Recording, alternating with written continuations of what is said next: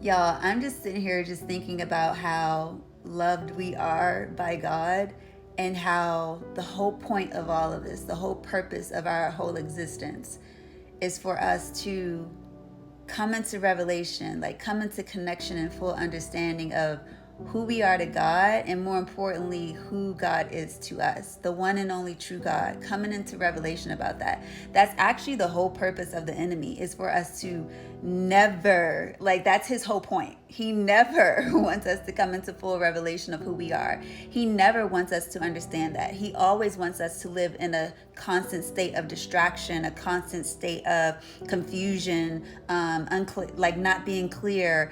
He wants us to remain in that state. That's why so many people are riddled with anxiety and depression and all of this like chaos and confusion. That is divinely created by the enemy.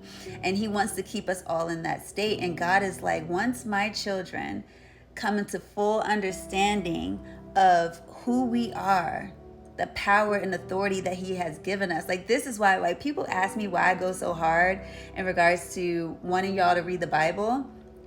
It's because I know that you'll receive revelation there, because that's where God will speak to you the most. He speaks to us through people. He speaks to us through dreams. He speaks to us through many different things. But the best way he can speak to us is through the Bible. And once that was manipulated and demonized, once the enemy was able to use people to mass spread confusion about the Bible, mass spread all of these different things, because the real truth is there's a lot of things in the Bible that there's no way that they will want you to read that.